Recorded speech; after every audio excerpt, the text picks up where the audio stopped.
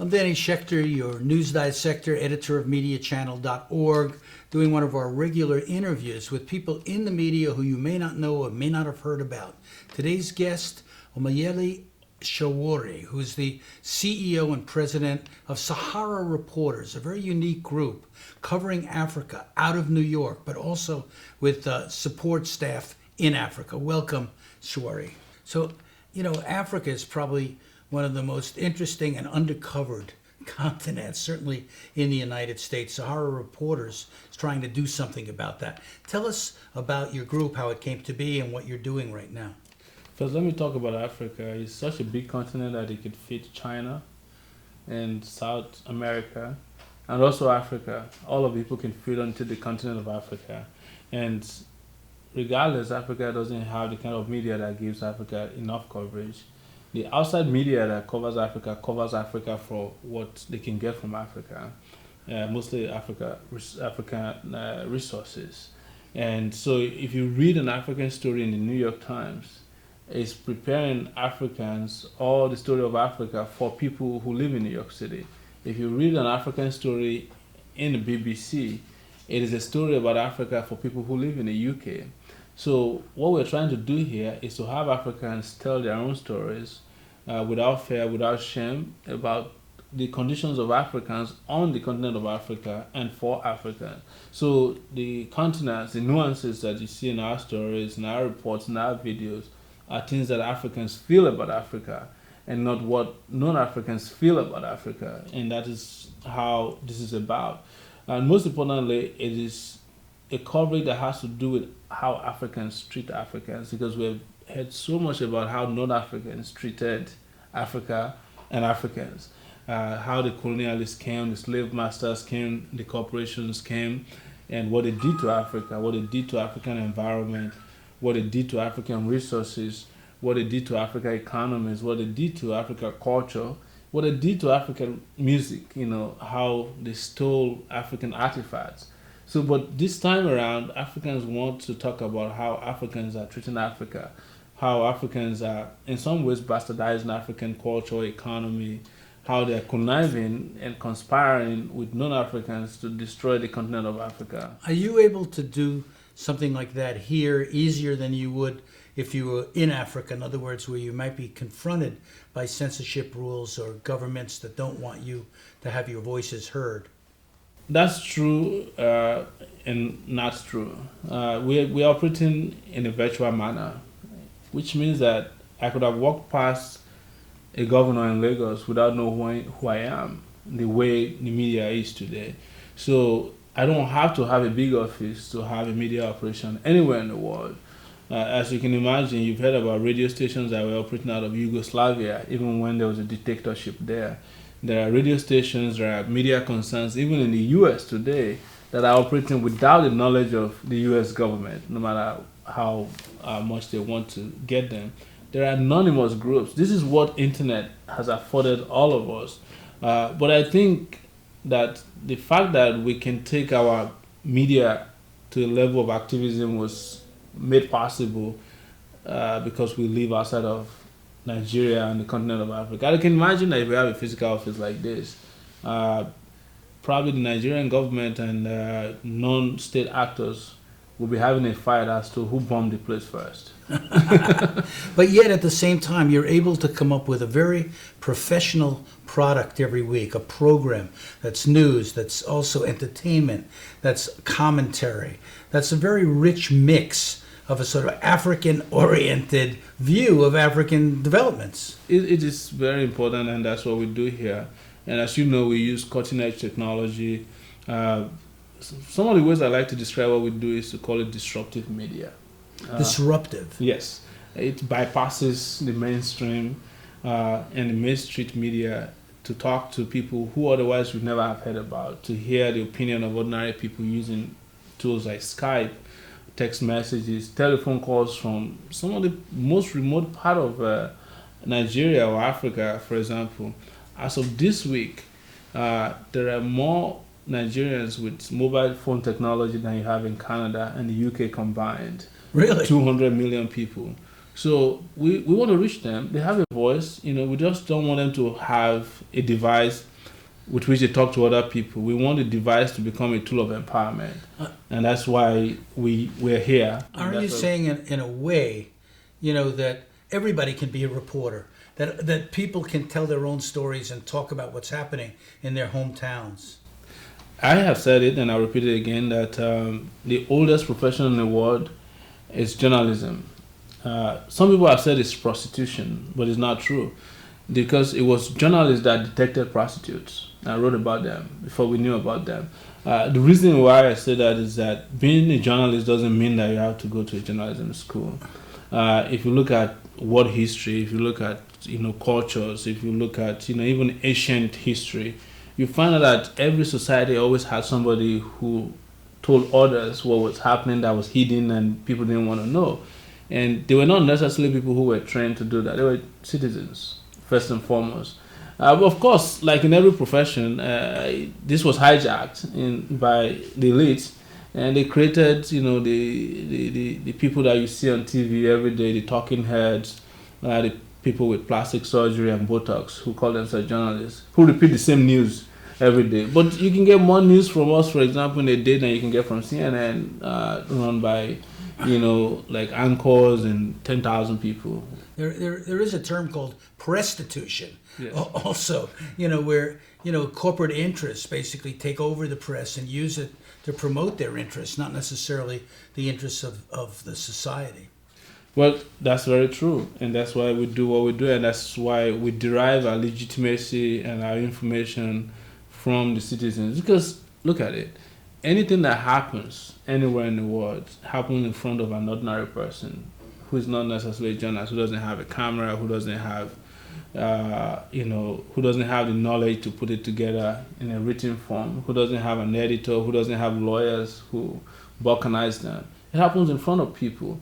So the idea that we have to wait for the journalists to process news before we accept them as legitimate is past, and that's why I said this is disruptive. So just tell us, how do you get your message or your information to the audience? Where is the audience? How do they receive your information? How do you transmit it? I have to tell you something first. Our processing and process is interactive, completely interactive. We're interacting with people who produce the news. That's the citizens. And we process it and we pass it through the same distillation process. It gets back to them. But what is interesting about what we do is that if news comes from citizens, it behooves on them to defend the news. So the interaction, sometimes we start news at 15% interest, and it grows up to sometimes more than 150%, accommodation and acceptance and defense and protection, because people are saying, I passed through the place. And don't forget, even the mainstream today, when you look at BBC, you look at CNN, anytime there's a major event happening, they don't ask you to rely on a reporter. They say, please, if you're there, send us the information, send us text, send us photos, send us videos. So it means that everybody is walking backwards to the original source of accurate information, which is, crowdsourcing. What are some of the stories you're proud of that you've run recently that, you think other people are not really covering? It's difficult to say. I have personally, working as Sahara reporters, penned over 3,000 stories that I originated and wrote, sometimes edited by someone else. And all of them have different value, they have different impact, and have different reach. The reason why I don't want to assign this to any kind of value is because if I was a musician and you ask me which of my songs do I like best, I would feel like, why should I do that? I'll let people judge. But sometimes you are put in this corner where you say, your best story was the story you did about the underwear bomber, because the underwear bomber was trying to bomb U.S. citizens, But there are stories that has to do with governors in Nigeria who stole monies meant for hospitals that we revealed that saved more lives than the underwear bomber could have killed in Detroit. There are stories that we've done that has to do with people who had been in jail, undetected, abused, and because we did a story, they were released. And they have a new life, they have new freedom, they have dignity today that it has far more impact than reporting about the president of Nigeria that was sick, and nobody knew about his sickness until we reported about it. So it depends. It depends on who you touch, and depends on how people feel about impact. But also it seems like, I don't know, just from observing what you do, is that you take culture seriously, you take music seriously, you take all kinds of forms of expression seriously. You don't only take politicians seriously. In fact, politicians me rank the lowest among the things and people I take serious in my life. I have almost zero respect for politicians, and it's because politicians are the cause of the reason why culture don't function the way they should. The reason why schools don't work, the reason why roads are bad in Africa, even globally, the reason why we have prostitution, which is press hopping in bed with prostitutes who are politicians. But you see, the reason why I take all of these dimensions you mentioned seriously is because these are forms of expressions that are pure in nature. I have learned and read about slaves communicating by just drumming on the wooden platform they sat on. And those things in those days were more important than the internet or cell phones. And you cannot discountenance them. I have seen cultures in Africa that is better than, I've seen clothes in Africa made that are stronger than jeans, but nobody talks about them. What kind of feedback are you getting from the people who see your programming or listen to your radio show or read your websites? I mean, you have some incredible mixed, diverse material on your website, Sahara Reporters. Again, it takes me back to where I mentioned about interactiveness. It's a very, very interactive platform, and we do not censor people. Sometimes we even get a lot of pushback because there is now a cottage industry in Nigeria in particular, and also in some parts of Africa. When we write about politicians, religious leaders, they get their own people to push back, to react. We need all of that, because the advantage of it is that it provokes a lot of debate, and peaceful debate, by the way.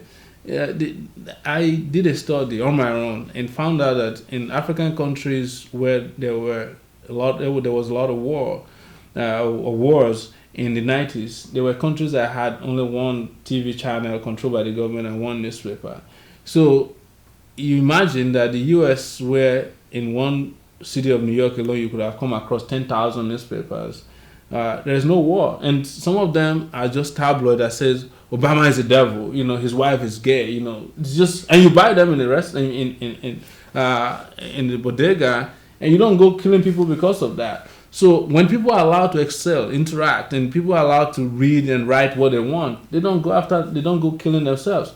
But when they have no means of just expression, then people start to think about taking it to the next level. They upgrade their anger by acquiring weapons and killing for it. So freedom of expression does not cause war, and that this is what is true about my experience doing this. So then, because of that, we allow people to freely express themselves. MediaChannel.org is covering media from all over the world, but I find something about what you're doing that's very fresh, that other media outlets can learn from, even if they're not covering Africa. A certain attitude, a certain approach, a certain ability to work with people who have no experience in media and train those people and give them skills, empower them to be part of something. I'm very impressed with the mix of people that you've attracted to be part of this. They see it really as a mission, a cause almost. Well, the first qualification you need to have to work with us is to have passion for justice and to have passion for good governance, to have passion for transparency. We started this by fighting against corruption. And one of the easiest things we did was to go after properties of Nigerian politicians that are situated offshore. So we decided that, if they steal and keep our money offshore, let's set up an offshore concern to expose it. And everybody that has come to this business with me, has come on this platform with me, are people who came from that tradition of fighting first and foremost. In fact, I was just finding out a few days ago the qualification of some of our staff. I didn't know. I know that of mine, but I didn't know until a few days ago that some of our staff members have 2 master's degree. in one, and they're here because that's not how they came to. They didn't come with resumes. They came with passion.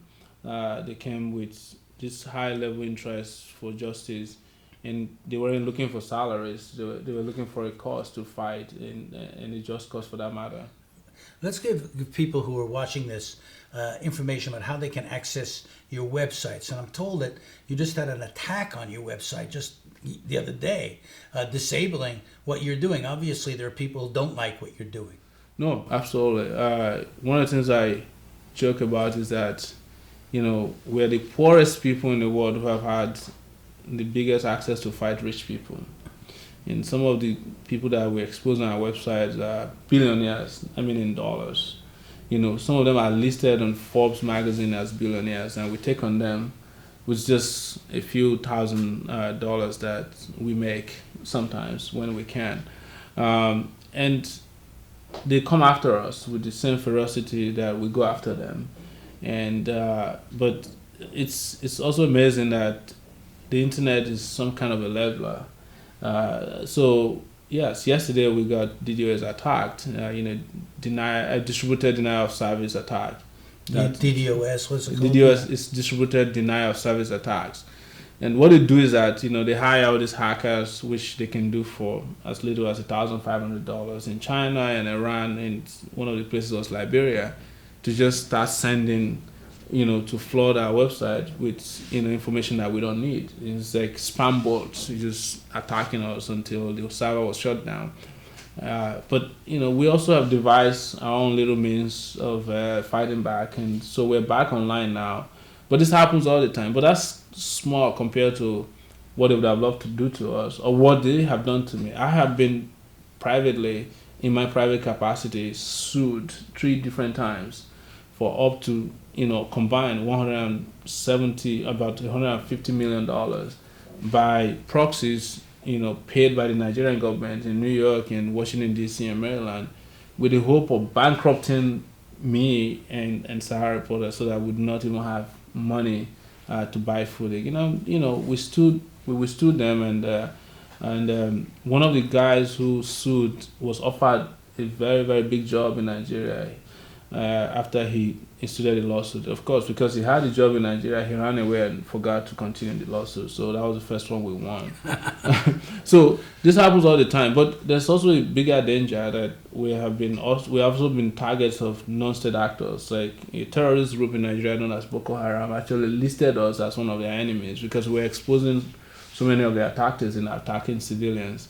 It's the same way we are hated by the Nigerian military because we expose them for killing civilians in this so-called war against terrorism in Nigeria. So it's a dangerous mix and cocktail of state and non-state actors, But the biggest weapon in all of this, the biggest disinfectant, is sunshine and sunlight against the forces of darkness that's held the people of Africa down, using corruption and greed.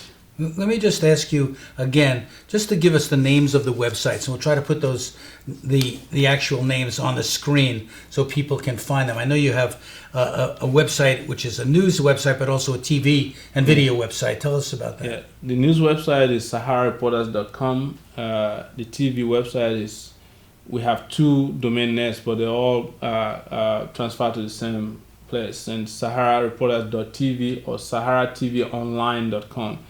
And our newest addition is the radio website. It's known as saharafmradio.com. And you can also listen to our FM radio by applications like TuneIn. And our radio shows are done on Wednesdays for now, and we're going to have more programming in the future. And you can also do it on Shoutcast. You search for us, you find us, and you can enjoy yourself and get entertained and well informed about what you've never heard about Africa and what you're not likely to see in the mainstream media anytime in the future. This is Africans telling their own stories, and that is what we do. Everything Africa. Everything Africa. Everything Africa. And you're doing a great job doing it. I'd like to discuss some of the issues. Let's do that another time. But right now, I just want people to know about Sahara Reporters, to check you out, and to help if possible. I mean, they are seeking grants all the time to try to keep their voice heard. And there have been, it's a struggle in a way for independent media to survive. And I think you've done an amazing job in making it happen and deserve a lot of praise and respect, AY. Thank you very much, Mr. Dan, and I hope to talk to you soon again. Okay, man.